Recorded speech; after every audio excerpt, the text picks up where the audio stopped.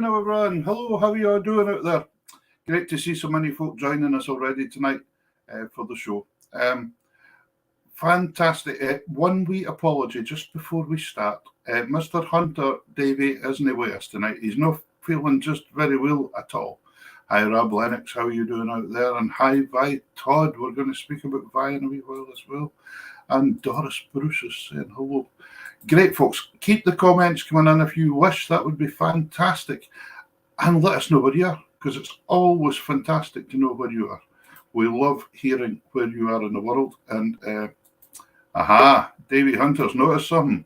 I'm live in my shed tonight, folks. This is my new shed out the back. And I'm just absolutely delighted to be in my shed. It's great. And even my wee girl thinks it's really cool. Grace said to me, what a cool shed to have that. Yep, Rob saying there, Davey, hope you feel soon, Davey. And Amy too, Davey's wee lass, she's got bronchitis, so I hope she's going to get well.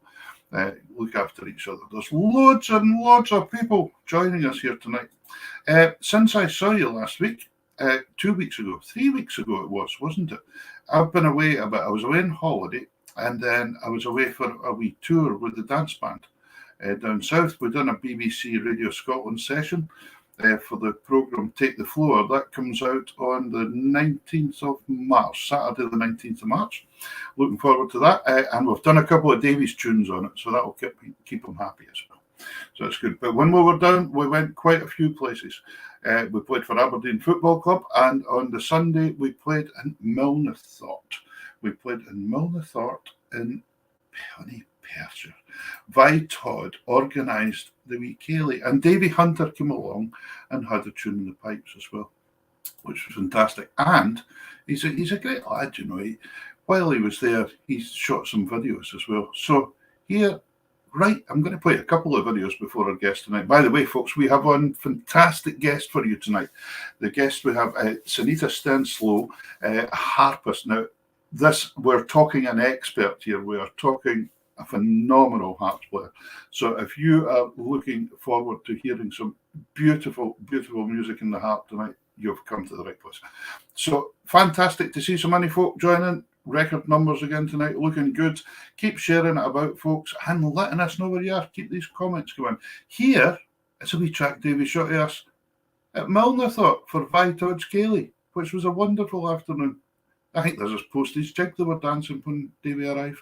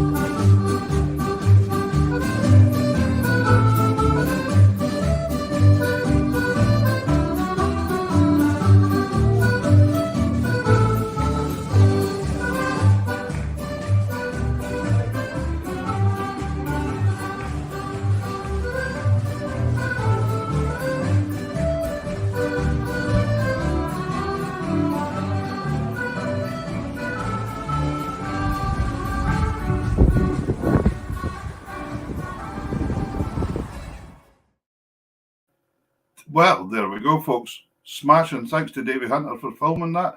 I liked his wee bit of backwards walking there out the hall. That could have went terribly wrong. But never mind, he got away with it because there was a main road right in front of the door to that hall.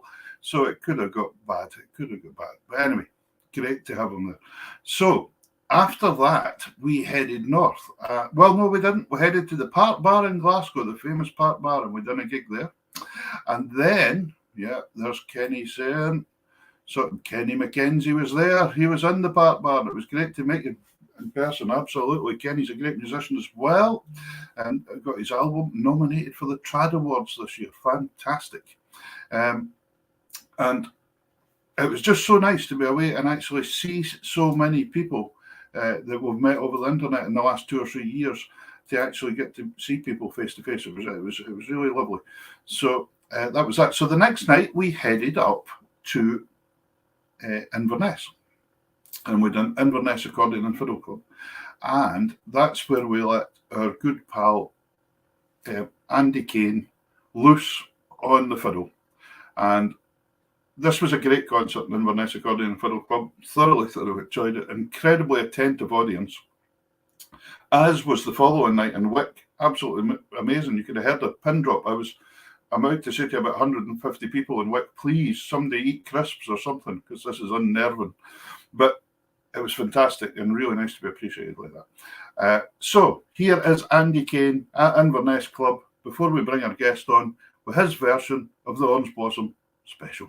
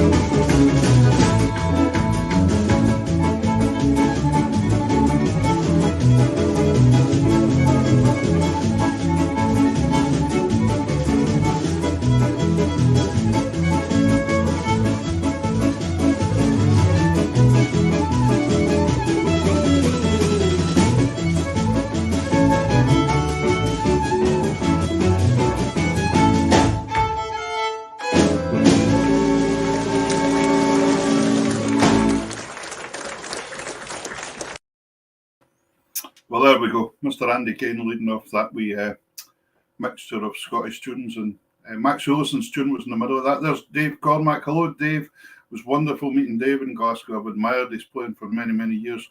and the different genres that Dave plays on the accordion is absolutely fantastic. So it's great. Um, and there's loads of comments coming in here, and that's just typical when I'm here myself. Uh, Thank you very much, Kenny says. Got to share this, folks? Yeah, you absolutely do. We've got a fantastic guest coming up for you as well, Kenny.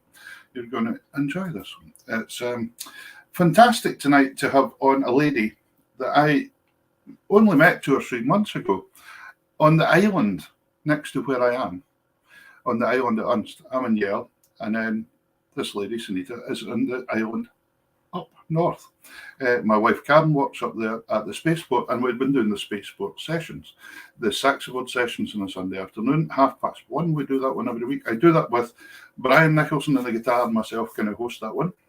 That was Brian's son Arthur that was playing guitar in the last track there with the band as well, and so we're all good. So it's all good fun. So, but this lady was.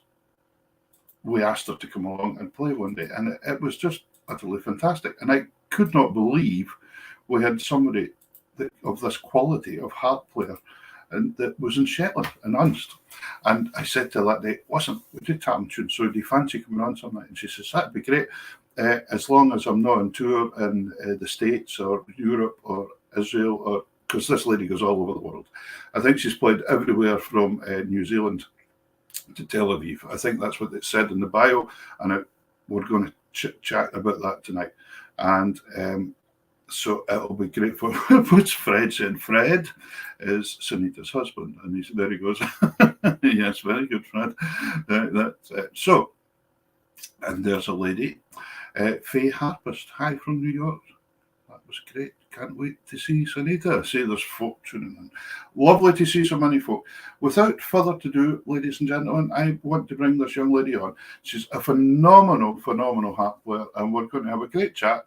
Originally from Minnesota, but now staying on the island of Unst, doing up a house in Haroldswick in Unst, which we will talk about as we go through it now. But she's actually staying in Balthasound in Unst just now, but they're actually a stone's throw apart, to be honest.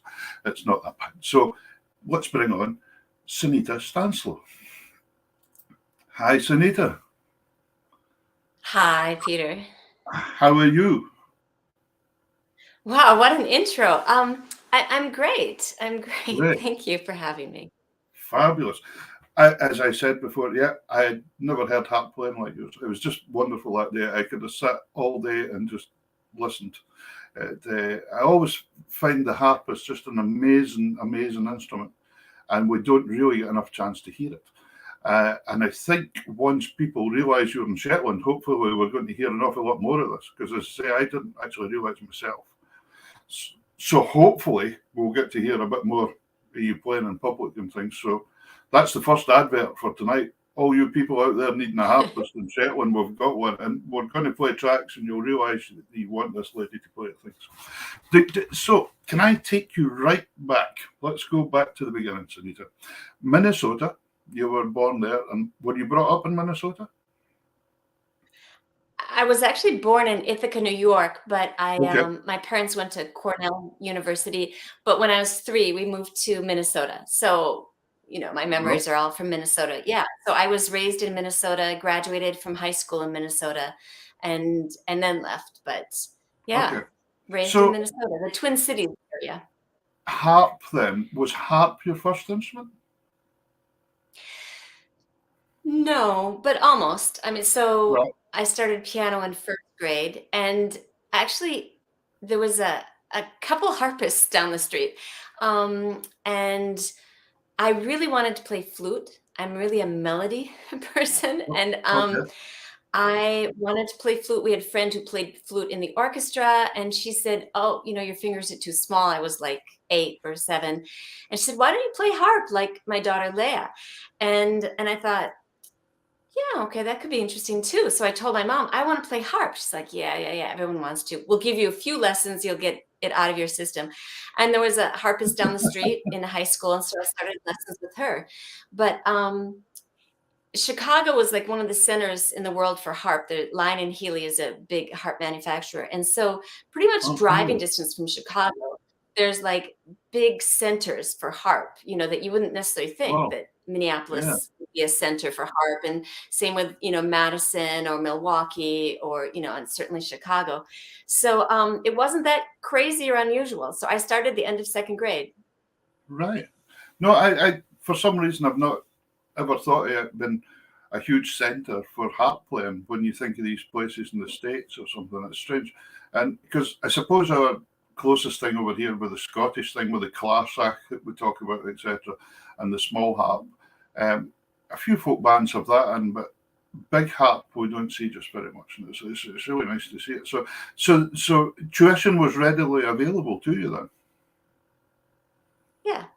And in fact, so in our main music store, there was a harp in the window. So my dad got the harp, and my grandmother bought it for me, and it was what was called a troubadour harp. So it was a folk harp, but Okay. built and designed so that you would go on to play the pedal harp, and it was $500. That was a long time ago. It seemed like a lot of money, but it was like possible, and they had no idea I would ever want a concert harp. So I sort of started with the lever harp, or lever harp as you say, and then went on to classical harp, and then did full circle to come back to the clarsach. Right, brilliant. Well, I see Jean Mitchell there. Look at that. Jean Mitchell says, "Where's Davy tonight?" Jean, you've tuned in late, haven't you? Oh my goodness, you've just caught yourself out there. That's that. Let's have a piece of music from you. This is a piece of music called The Merry Dancers. Now, this is shot at a very iconic spot in Unst as well. It's in the old Viking house, isn't it? Yes. Viking longhouse, replica of a Viking longhouse that you can see from the Hammers, my house. Yeah. Yeah. Great.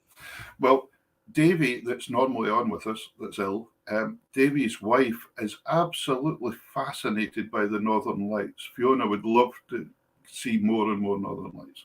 And I don't think we realise how lucky we are that we see them up here quite often. And so I have an app now, so it can tell me when it's a good time, and it was red yesterday, so it should have been great for Northern Lights, but it was cloudy. So we're lucky it gets cloudy here a lot. I can't wait to see Northern Lights. But anyway, Merry Dancers for Fiona, that's the Merry Dancers, is what they call the Northern Lights in Charlotte. Is this one of your pieces? Yeah, so I composed it sort of as more improvisation. It sounds different every time I play it. But Wild Skies Shetland set up a series of sound stations around Unst. And at the top of Saxavord Hill, there's a bench. And there's a story about the Merry Dancers, the Northern Lights, and it's a great view. You can see almost all of Unst from there. And you press the music button, and it's my harp music of what I imagine as, not something really, a little bit more random, because the Northern Lights can be a little bit kind of jazzy. It's not like a rainbow that's sort of still and clear. So I imagined this dancer coming out, this dancer, and so it's a little bit of light and cold. I experimented with what keys sound really more cold or green, and so it's a hint of a melody in a dance, and the feeling of shimmering. Great. Well, the thing is, there was a gentleman put in earlier that he was all ready for the show, sitting back with a nice dram of whiskey. Well, sir, this is your time to sit back and relax and enjoy. And we shall hear Sunita with her original composition, The Merry Dancers.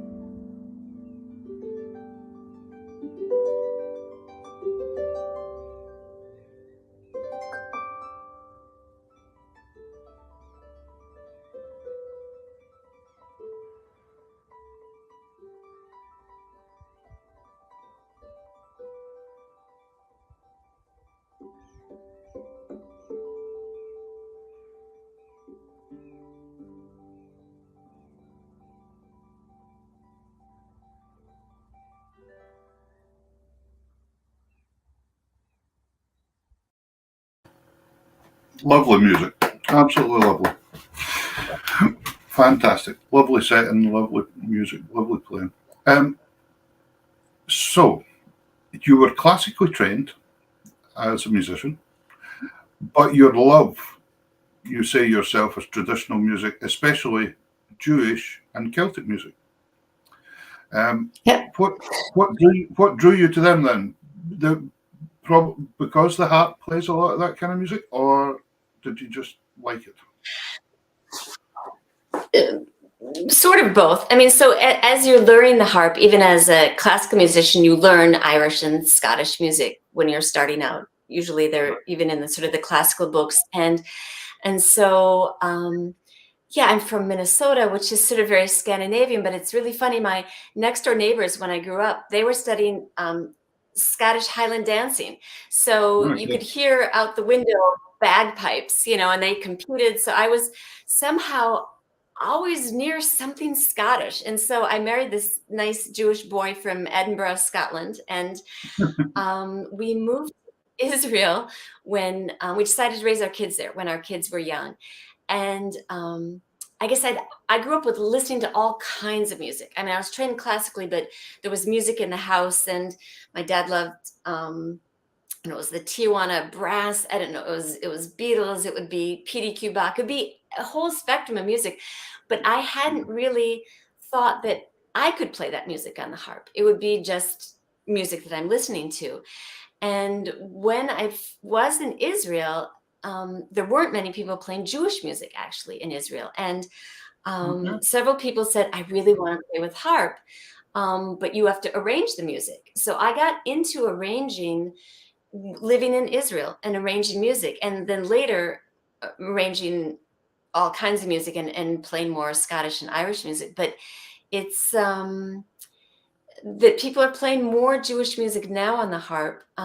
It's ancient tradition when you think of King David, or it goes back, but just there wasn't music written. So I just like to play music I love, and I love the passion of Jewish music and also the passion of Celtic music, and the idea that you can be like fast and you can also be these slow airs, that the variety, and that Celtic music just fits the harp. So it sort of felt like it seems bizarre, but it's a very natural fit to me that I do Jewish and Celtic music. You are incredibly popular here. I am struggling to keep up with all these comments that are coming in. They're streaming in. You'll be able to watch it back and see them later. But I like what Ludo, who we spoke about with his dram, said. That was the sound of the clearest crystal waterfall I've ever heard. So that's nice. So, he says he didn't have enough time to drink his dram. So that's good. But no, absolutely fantastic. So getting into that style, I'm very interested when you talk about the Jewish style as well, because it's music that I go back. And I remember about 30 years ago, I was at a folk festival in Poland playing, and there was a Jewish group that playing Jewish music. And I loved it. I just loved it.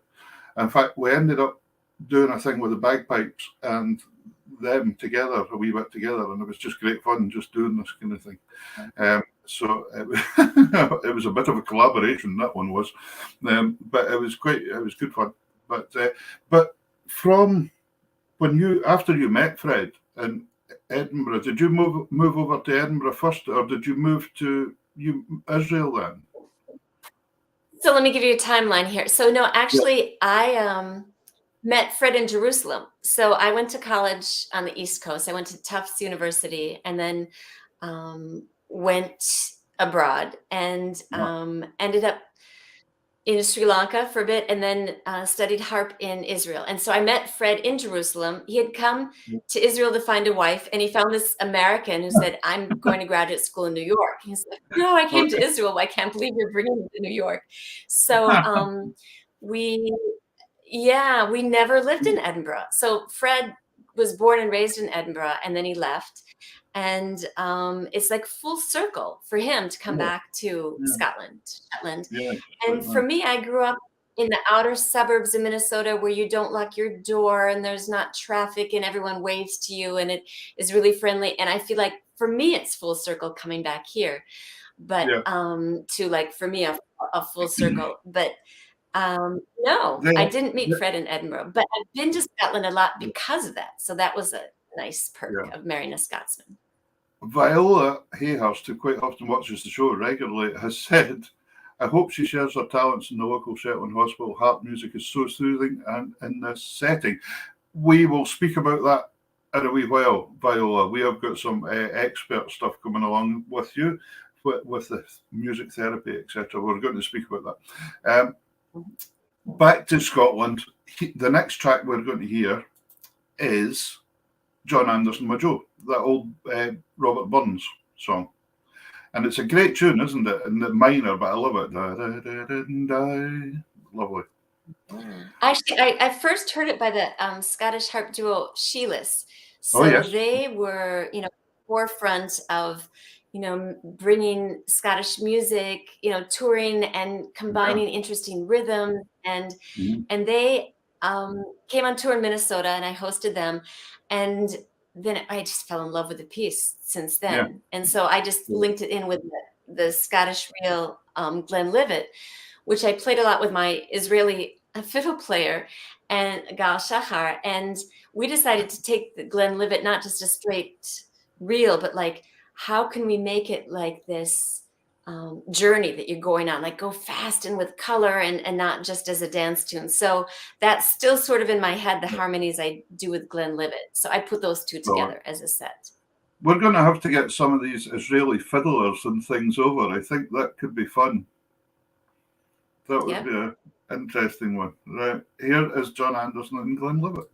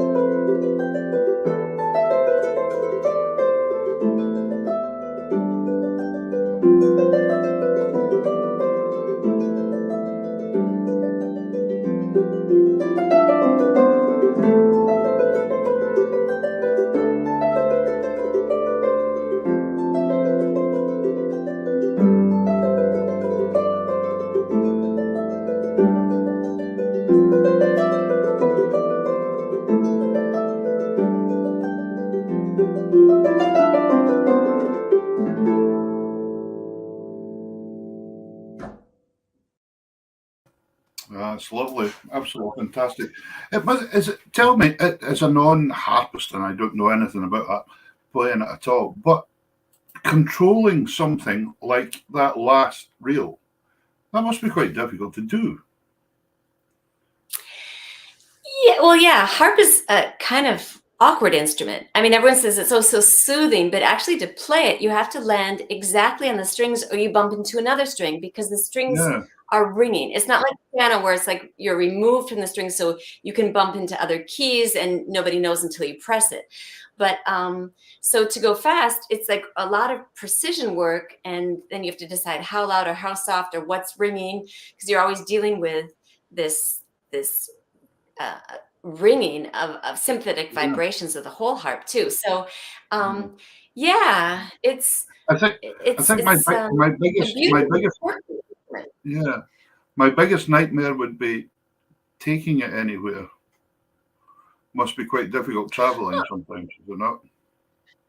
Well, I used to think so until I had a trio with percussion, but we decided to do not just percussion, but we did, vibraphone and marimba and all these drums and cello Yeah. and harp.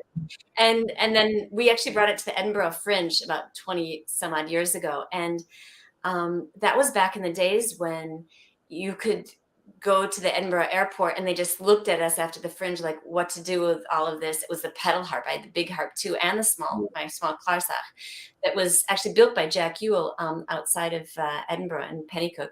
And they just said, just take it. And so they didn't charge us any excess baggage on the way home. But now, yeah, it's a different world we live in, and the Clarsach fits just about anywhere, and I fly with Yeah. it, and it's Yeah. insured. So if something happens, then I just get another one.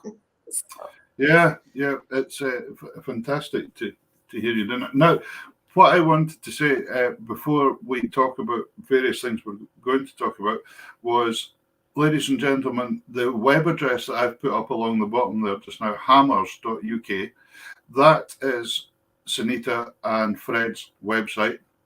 And if you go onto that, and if Fred hasn't got that photograph of him teaching karate yet, don't worry, you're on the right website. But Fred is also a black belt in karate. So they're sharing. Now, tell me, the hammers and harps, you moved, I think we should tell the folks this, you moved to Unst, but what attracted you to Unst was you cycled from Rome to Unst, didn't you? right. We flew Right. into Rome, and actually we got out of the city a little bit and started cycling. We thought we'd take a half a year off and just, go cycling. And we visited family. Fred's sister still lives here in Linlithgow, and we thought, okay, well, we haven't ever been to, Orkney or Shetland. Let's go all the way, up Right. north. So we took Northlink ferries, came to Shetland, and then we're in Lerwick, and we thought, okay, we're really north. And we bumped into somebody who actually was working up in Unst, and he said, no, you have to come all the way up to Unst. You're just in Lerwick now.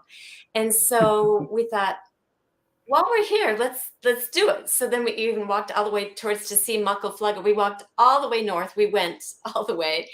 And, it was one of those magical weeks when it barely didn't rain. It was sunny. It was just beautiful weather. And people were saying it's not always like this. And we're like, yeah, Yeah. we can do with a little wind or whatever. It was just magical. And we went all around Shetland, and we fell in love with Shetland. Yeah. Yeah. And we've And come back ever since.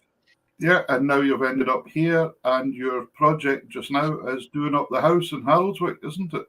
Refurbishing the whole thing. Yeah. So I started doing tours of Scotland for a small group of harp players and musicians, and of all the kind of interesting places I want to show them, and harpists and harp builders, and we bring them up to Shetland. And my husband Fred was a builder for a while, and so we kept seeing these old houses. Oh, we have to rescue this house. Oh, we could fix up that house. And we had tea at Victoria's vintage tea Yep. rooms, and next door was the house the Hammers. And we thought, oh, this house looks good. We could do this, fix this up. But by the time we actually bought it and started working on it, and then COVID set in with everything being delayed, we decided we have to move here. We can't just fix it up and come in the summers. Let's do it. Let's just move here. So I think the house, first we fell in love with Shetland, we got the house, and then we moved. And it's actually a process to really move. We have this sort of Yeah. window of opportunity that our kids are grown. I don't have any grandchildren in Israel. We took the plunge, and it's a lot more work than I thought. Maybe my Yeah. husband knew what we were getting into, but it's going to take a while to finish it. Well, there, folks, is where the hammers comes from. Now, that site there also, as well, if you go into that site, if you're interested in any of Sunita's music, you will be able to go on there and buy CDs and things. And now that they're in Britain, they'll be able to hopefully send them out to you a lot easier. If you go on there, it's very easy to negotiate your way around the geography of the site, and you'll find things. There's also another, we're going to speak about it later, about you arranging music. So I'll leave that other address until then, and we can show it. And as I always say, people, don't worry about going and getting pencils and things. This is all recorded, and you can watch it back, and you'll always get all the details. And if you're in any doubt at all, just email us at Tartan Tunes, and we'll put you in the right direction as well. That's what we do. So I want to take you back to classical, because we said classical.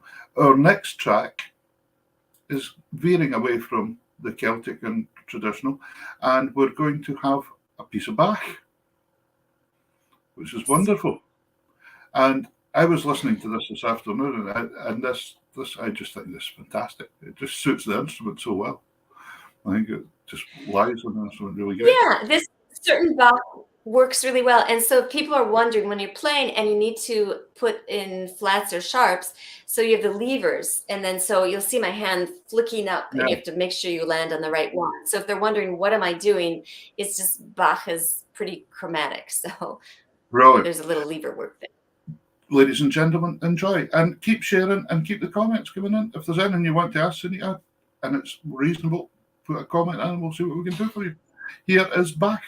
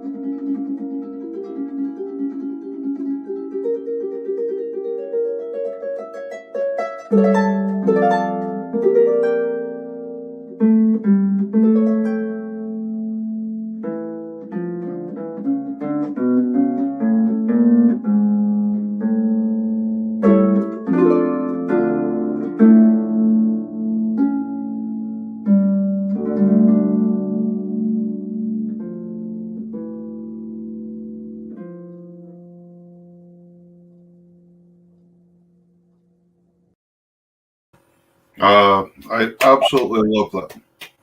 And I've been joined. My dog was standing scratching outside, so I had to let her in. That was, oh my goodness. We've got all these people watching the show. Look at this. Love this piece. It was used in the film Rollerball with James Caan. My goodness. It's a classic piece. I mean, it is the toccata from the in D minor, and the fugue would have too many lever changes. But it's sort of my little gesture towards Halloween. I think of it as a spooky piece. Yeah. Okay, so you moved over to Israel for a while. You were there for what, 20 years roughly? Yeah. So from 2000 till 2022. Yeah.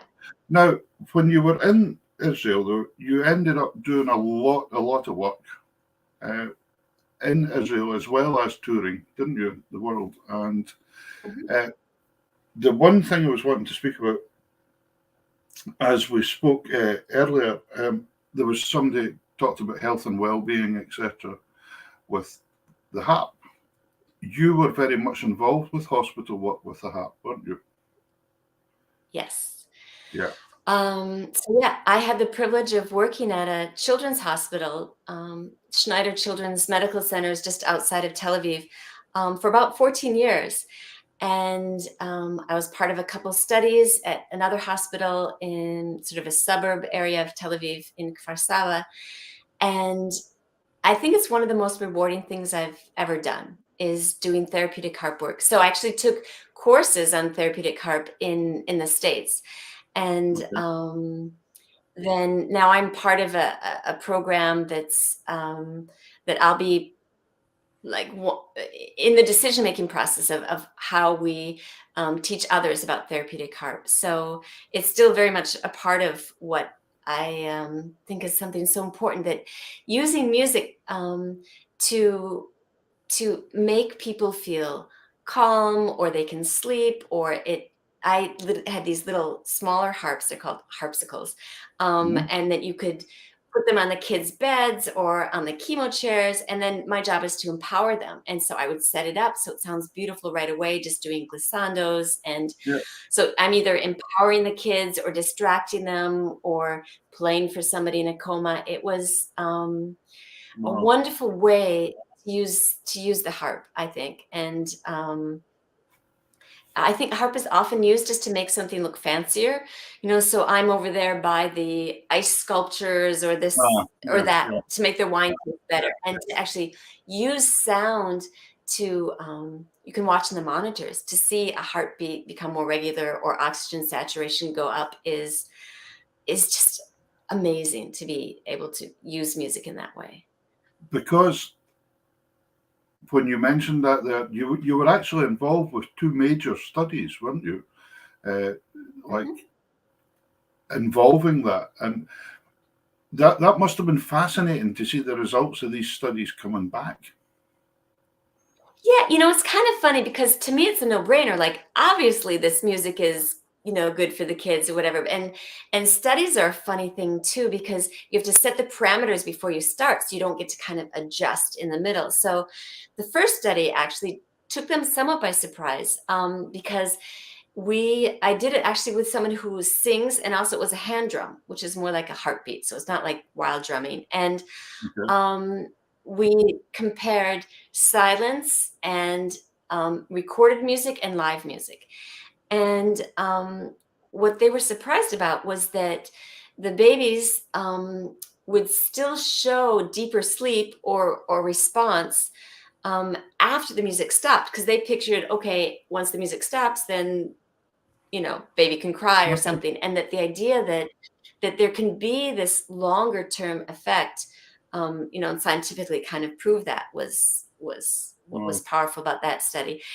So I now it's different. Like in the children's hospital, everyone's videoing everything, and so I used to be annoyed by that. Like, just feel the Right. experience. But then the kids would be so proud, that they played, and I would do something to Right. make them sound really good, and then they felt like they could go to school and say, "Look what I did in the hospital," instead of, "Oh, look at poor me. I was in the hospital." That they were empowered. So, um, I'm okay with the videoing now. Yeah, But the video and thing's a strange concept, isn't it? Because, in fact, somebody said to me yes. the other night, you know, I haven't played much, he says, for in the last 30 years or something. He says, I used to play in the days, he says, when you weren't recorded forever making that famous mistake. And I thought, yeah, I know what you mean. No. Because absolutely everything now is scrutinized on the internet, and it's just there. And it's, as soon as you make that mistake, it's there. But I'm afraid when they video me, they just have to put up with the mistakes, and that's the end of it. That's just. But it's one of these things. But no, it must have been an incredibly rewarding part of your career. That though, I think that's a fantastic part of the career, and a lovely thing to do. I said to you earlier before we came on air, a wee bit of my degree was to do with health and well-being and folk medicines, etc., etc.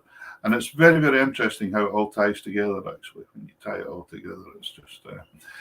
It's a big part of being human, music yeah, and sound and it's expression. something when you look back, though, thousands of years ago, they had the gist of it and they knew what they were doing with it. And then all of a sudden we lost it for a long, long time. And now we're finding it again and finding things that it's quite interesting concept.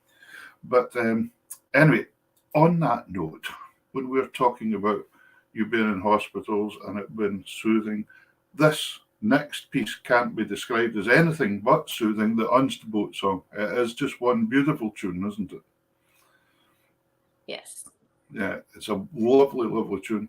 From Unst, where you are, back in that Viking house again. I'd love to live in that Viking house, do you know? I'd love to live there for a couple of nights just to see what it was like. And I was quite happy to do so, but my little boy Angus said, but where did they cook their pizzas? So that was that. So anyway, here, ladies and gentlemen, enjoy. Keep the comments coming in and keep sharing. This is a wonderful show tonight with great viewing figures. Thank you. We can only thank you for that at home. Here we go with the Unspot Song.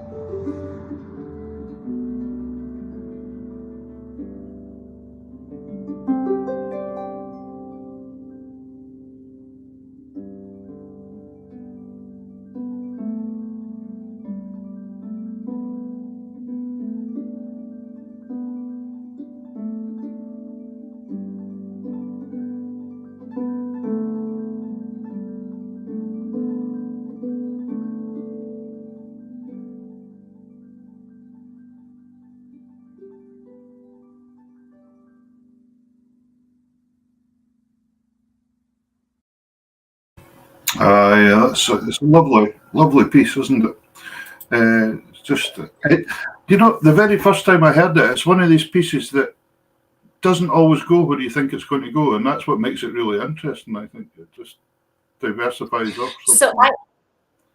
I learned this from Angela Fraser, a fiddle Yeah. player here on Unst, and she sings it beautifully. And there's different verses. It's in Norn, so I learned the translation of it. So Norn is the old, Shetland language that the Vikings, sang. I mean, Norn actually is post-Vikings, I guess, and Yeah. it's a story of the west winds are going to be coming, and will the fishing boat, get back in, and praying for, reaching harbor safely. And so it starts kind of like a prayer, and then the winds come up. So I like to think of it as telling a story. And it's interesting to listen to your music, sitting back and I'm thinking, wow, I took that fast, but I wanted to tell a story sort of with it, because Yeah. I wasn't singing. You can't follow the words. Yeah. Going on in your career, composition. When did composition start in your career? Was that early, or did you develop into it? Or I'm just beginning to work with it now. It was right? more of a gradual process of um, playing arrangements than saying, no, I need to make my own arrangements, or adapting arrangements. So I've been arranging and publishing arrangements of harp music for over 20 years now, and just getting into compositions now. So it's Yeah. Now, the the interesting next thing phase. when you said about that, and I remember speaking to Fred, your husband, about this one day. I think it was when we were chatting, and we talked about arranging the music, not necessarily your own composition, but arranging pieces, which is surely an incredibly important thing, because for a lot of people, not everyone can arrange, not everyone can. A lot of people want to be able to see the piece, pick it up, and learn it. And so that's an incredible service. But how many pieces have you arranged now? You must have arranged loads. I don't know. I don't Yeah. count really. I mean, so yeah, almost 20 books at this point of Incredible. different kinds of music, and it's really sort of giving back to the harp community. I mean, when I grew up, there weren't that many arrangements, certainly of folk music, and it was either your own arrangements, and you learned by ear, Mhm. or you did your own arrangements. But there's quite the revival in the last 40 years of the Klarsach and the folk harp. It was a Yeah. pretty narrow, small community, and now it's just blossomed. And part Awesome. of that is because there's access to learning and buying harps, but also that there's so many styles of music out there that you can just buy and dabble in Mhm. many different genres. And so I feel like it's part of being a harp player or musician is to teach, and also to arrange, to give back besides performing. Mhm. So Mhm. I, So, I love arranging too. for any harpists or any thinking to take up the harp that would like to get a hold of some of Sunita's arrangements, I've stuck that website up now, www.folkharp.com. I think they carry the majority of your arrangements, don't they? You can buy them from there. Yes, They're based in yes. Texas, I notice as well. A harp shop in Texas. Well, there's a hotbed of harp players in Texas too. There's Wow, certain areas that are filled with harp players. So Texas is definitely on the harp map.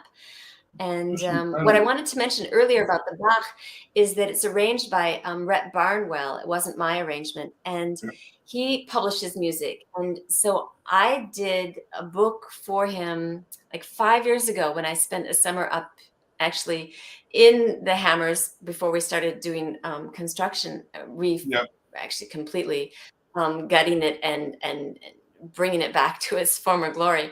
And I did a book for, he does more sacred music, and it just, in a week, it just flowed out. I did these arrangements, and it's like, okay, every year I'll do another book for you, Rhett. And I just find a lot more inspiration up here because it's quiet.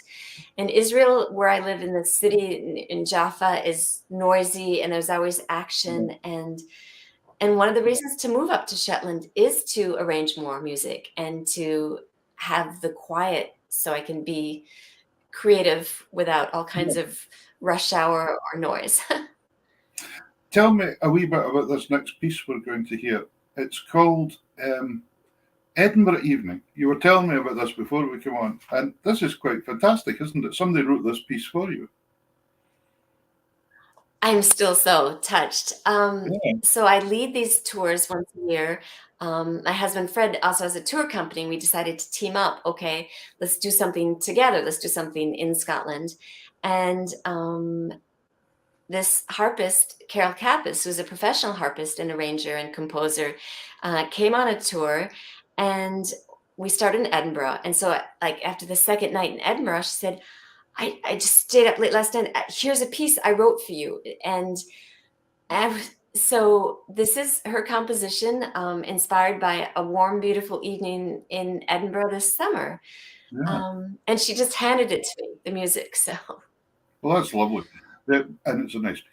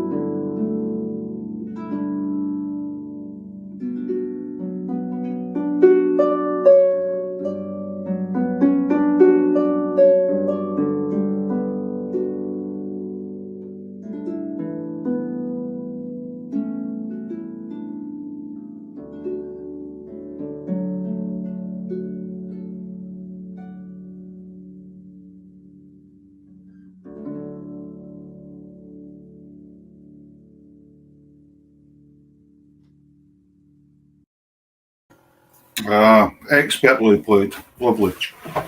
Very, very nice. It's must be nice when somebody writes something for you, a piece like that. That's rather nice. Taking you back to Israel and genres of music. I noticed in your bio you even played in a rock band at one point in time. Well, I was a guest. They wrote a piece that was like a dream, and they had gone to heaven and they wanted harp. But I also played some with this band called Kahol, which means blue, which was this great bagpipe player from Haifa originally. And he does Okay. Celtic rock. And so I played some in his band. And I mean, Israel is just a place that's just bursting with creativity and amazing musicians. And I had some wild experiences playing with different people, and and they were a pretty hard rock band actually. So this was more of a ballad, but that was wild on their album. Yeah. This is your cool side coming out. This is the cool side. You know, all harpists really have this other side. They really want to be these hip rock stars, you know. It's like me as an accordion player. I really always wanted to be a rock star, but I don't know what went wrong. Something went wrong.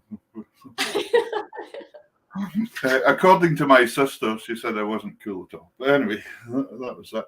But it's obviously been great fun trying all these different things. And then since you've come over here, I heard you playing that day with Angela when you done the wee broadcast for us, and Brian Nicholson played some guitar as well.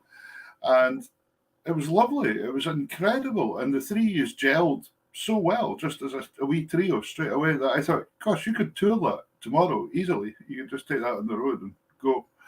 And it would be Let's talk to Brian and Angela about that. Yeah. Yeah. Remember me though. Remember, you need an accordion player to warm up the crowd before you start. So, but yeah, but it was great with Brian. But one of the things you were telling me earlier as well is since you moved up, you're working with a ukulele school now as well, aren't you? You're doing that up there. Who would have thought? Yeah, ukulele is such a fun, cool instrument. Yeah. So that's it. I need to yeah. take up the ukulele. That's what I'm needing to do. I'll be there. Yeah. Come on, dog. So we brought this great ukulele player up from he's British and but he lives in the Galilee, and he and his wife have for about 2 decades run this program called Ukuleles for Peace, getting Arab and Jewish kids together playing ukulele. And I thought, oh, he knows how to work with kids and get them together. Let's I wanted a program so that I could be part of the music scene, not just me playing, but meet kids and work with kids. I didn't have enough little harps.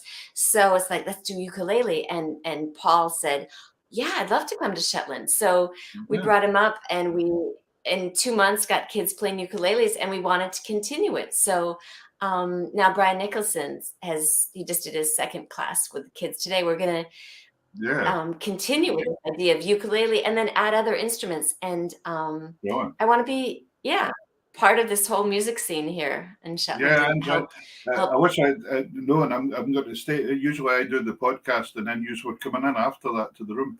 And I thought, oh no, because I'd love to have seen what was happening. So next week I may stay late, I think.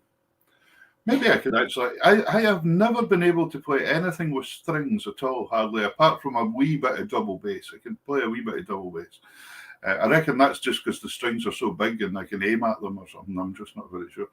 But there you go. Maybe this is it. Maybe this is the moment in my life that's going to change everything. I become a ukulele player. That's what we're looking for. Just before... They're easier to carry around. But they're fantastic instruments, and the kids just love playing them. They just love it. It's just and it's fantastic, and it's an affordable instrument, as you say as well. They don't cost the end of the world, so it's really accessible. It's not huge to carry about. It's great. It's got so much going for it. So the old Portuguese taking them to Hawaii. Apparently, they became very, very popular when Hawaii was trying to sell holidays in America in the 20s or something. And they brought these ukulele bands over to play, as an advert. And that's where it really took off, because everybody was like, oh, wow, we like the ukulele now. And off it went. So it's really cool. But tell me, the next track we're strolling away from the traditional just a wee bit. Tumbalalaika. Tell me a wee bit about that one. Toom. Right. Tumbalalaika, yeah, it's a Yiddish lullaby that's known in Israel, but it's known, in America. It's like a classic lullaby. Think of it as Israeli, but it's, from Eastern Europe. And balalaika, is a stringed instrument that would have a lot of more, repeated notes.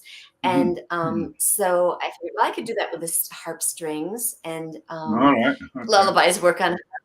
So I play around with it as if I'm playing a balalaika. I play around a little bit with a kind of. One of the most amazing things I ever saw once was a bass balalaika. There was a guy sitting in a group playing a bass balalaika. It's an amazing sound. Sounded fantastic. Here is Toom balalaika. Maybe that's your instrument. Maybe you should play bass balalaika. Maybe you should play bass balalaika. Maybe that's what I need to do. Here is the truth.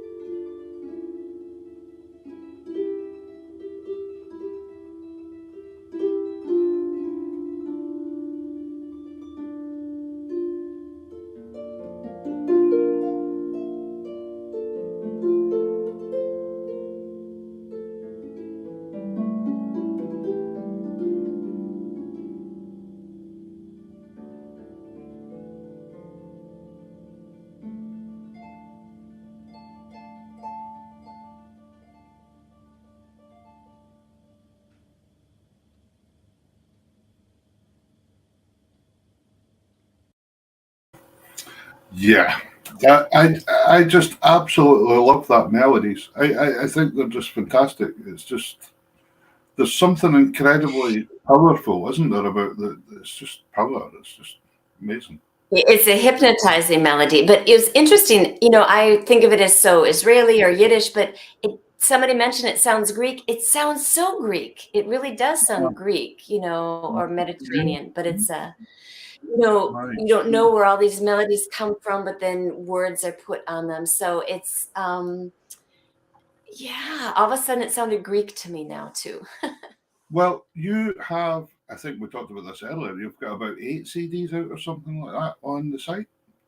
So if people would like to go on, I'm sure Fred and Sunita would be quite delighted to put one in the post to you from the most northerly post office in the United Kingdom. See, there's another selling point I've just thought about there. There you go, folks. You'll get a stamp, a hallmark from the most northerly post. But so nice. I'd love to point out, just Sunita, you were named as one of the top. Oops, did I disappear? What did happen to me? Yeah, I lost you there. Yeah, am I back? Am I? Can you hear me? Don't. We hear you. You can hear me. Yes. Oh dear, I don't know what's happened to me here. I seem to have. Well, that's not a bad thing if you don't have to look at me. 2 seconds. We just see your logo. Yeah, Tartan Tunes. I But have no. so I should tell you about my name. So Sunita is it's from India. My dad was a linguist and he taught Hindi, and so I feel like on my forehead it's like born in the '60s. My parents thought an Indian name would be just great for raising a kid in Minnesota. So Right. yeah, so Sunita Are we, is actually a common name in India. So there'll be, if you want to go on Spotify, you'll find other Sunitas, but I'm the only Sunita probably on Spotify with the harp. So I'm back. there you I'm are. back. You did it. I reckon it was Yay. the dog. It was the dog. It was the dog. No, it's just like give up. Wasn't me. No, right, fantastic. But that's wonderful. The one thing I also wanted to point out, you were. I have to read this. I'm sorry because I'm useless at remembering these things. One of the top 10 Jewish instrumentalists named by Monument Magazine, which is fantastic. Surely that's a great achievement as well. Yeah. I mean, and there's been many top 10 since then, I guess. But yeah, that was And quite the you honor. were a recipient of the 1998 McKnight Foundation, the fellowship and recognition of your work with Jewish music. So that's a fantastic accolade as well. Really well done. And as we heard from that last one, it was really good. Rosina said yes, Peter, but we lost your face. Yes, but I am back. Don't worry. And Kenneth McKenzie, my old friend there, says good. Oh, I thought he said good that they'd lost my face there. He said good grief. That's all right. Sunita, you have an incredibly varied life. You love dogs, like these characters, because you like walking your dogs down by the sea. I love doing that. We've got that in common. You love doing triathlons. I'm afraid my triathlon days are gone. In fact, they never started. So It's never too late. So actually, I haven't done like a full like Olympic triathlon, but a friend of ours in Israel started a women's triathlon and got the whole community involved of kids, and they even did a 3-generation one. So every year I'd be part of it, and I got my daughter to be part of a team with me sometimes. And they did a 3-generation. My mother came to Israel to visit during the time of the triathlon, and she swam, and I cycled, and my daughter ran, and we got these special T-shirts for 3 generations. And it's really, the way they do it is just very empowering and not so competitive. But yeah, well, it's easier yeah, to train for these things when the weather's nicer than Shetland, I think. well, but I also thought earlier when you mentioned that you and Fred took 6 months off work to cycle from Rome to Shetland. I think that would possibly I would have had to take 5 years off. I think to cycle from from Shetland to Rome, and just hope that I got there. But anyway, listen, Sunita, I can't believe we're through an hour and a quarter, 20 minutes already tonight. It's been absolutely fantastic having you on the show, an absolute privilege. And I hope we meet up musically. We're on the next islands to each other, so hopefully we'll get tunes and things going and things. And I can't wait. And we'll hopefully have you back on the show, in the Saxophone show someday again. That's a great show to watch out for as well, folks. 1:30 every Sunday. We do an hour now. If you look for the Saxophone Sessions page on Facebook, it's just on Facebook. This one, remember, is on YouTube, Twitter, and Facebook. You can watch back on YouTube and Facebook whenever you want. So don't worry about getting addresses and things. It's been an absolute pleasure having you on, and I wish you well. And remember, folks out there in Shetland, if you need a harp player, we've now got a harp player. There's a harp player here. And I'm sure you'd be quite happy to even travel as far as Lerwick. Oh, absolutely. Absolutely. And it's really been quite an honor. Thank you, Peter, so much for having me. Considering you've travelled all over the world, I think you can cope good to Lerwick somehow. That's not too bad. I could even cycle to Lerwick, yeah. Harp on my back. Fantastic. Sunita, thank you so much for giving up time on a Sunday night. Say hi to Fred, and we'll see you both before long. Take care and enjoy the rest of your week. Thank you. Thank you. You too, thank you. Take care. Bye-bye now. Oh, sorry. I Bye. meant to say, Sunita, before we finish, I'm going to play out now another tune of yours, and it's She Moves Through the Fair, which is one of my favourite airs, and it's one that I played in my first ever competing pipe band. And so it's just a beautiful tune. Love it. So here's Sunita with She Moves Through the Fair. Thank you so much again. And remember, folks, jump online and buy our CDs, or go and learn the harp, and then you can buy all our music. That sounds good to me. Thanks again, Sunita. Good night just now. Bye. Good night.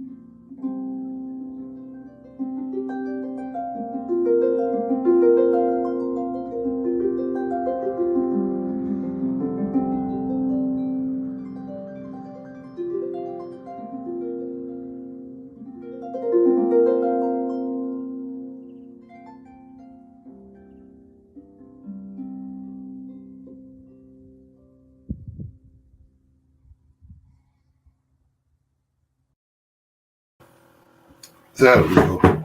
Sunita, thank you very much. I see you're still there. So thank you so much for tonight. It's been absolute pleasure having you on. Thank you. Thank you. You take care. You too.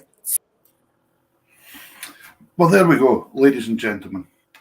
Sunita Staneslow, absolutely phenomenal, absolute professional, lovely person to speak to.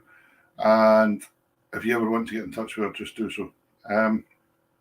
It's been really, really nice having the harp. I just love when we get harp players, and we don't get enough of them as guests on the show, and it's just so nice, so nice. Anyway, that's us finishing up for tonight. Thank you very much. Next week, we have a guest on, a young man I met when I was away as well in Glasgow, Blair Teska, an accordion player. And Blair's going to come on and we are going to have some fun. He's studying at the Royal Conservatoire just now in Glasgow. And I said to him, "Hey, fancy coming on the show?" And he said, "Yeah, I was actually just looking for the message he sent me as if Blair did." Yeah, brilliant. He says, "Let's be in touch," and he's going to bring somebody else. And you have to watch, because he said that's Halloween, and he might be in a fancy dress because he's going out guising after it. So there you go, folks. Get your Halloween costumes on for next week. Davey and I, hopefully, Davey, all the best, Davey. Hope you get better. And I was going to say Davey doesn't have to dress up, but that's not very nice, is it? None of the two of us need to dress up much when it comes to Halloween. But thank you so much for joining us tonight. Just before I go as well, big thanks to Vi again. Vi Todd down in Milner thought that we played for last week. I'm going to finish off with a track for the dance, actually. But Vi was also sent to me, and Leonard Brown, a friend of ours from the show as well. Leonard, great accordion player, fantastic entertainer. He's actually doing a concert next week in Milner Thought, and there's still a few tickets left. So if you would like to go and see Leonard Brown doing his show, it's fantastic. He's also supported by the Finn Hope Trio, and that's in Milner Thought Hall on the 30th of October. And if you're needing tickets, just give me a shout or drop me an email or Facebook me or something like that, and I'll put you in touch with Vi and we can sort that out. So it'd be great to see the boys getting supported as well. Super duper. That's about us for tonight. I'll come back in a wee minute. I'm going to play you this wee thing to show you what the atmosphere was like. Davey Hunter recorded this one. This was a wee Boston two-step, a Shetland dance at the end of the night in Perthshire. Can't beat it. Here we go. This is called the Tally-Ho two-step.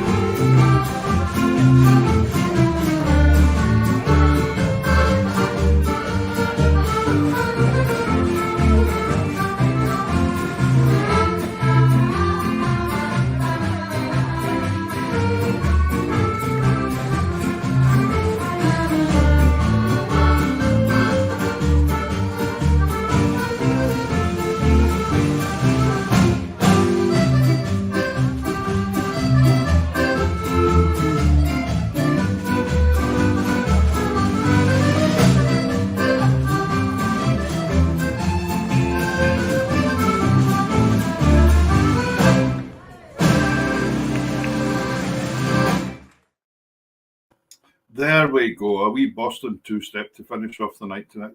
That was great. And can I just say a wee quick thing? Somebody said to me, my goodness, you were playing well that day.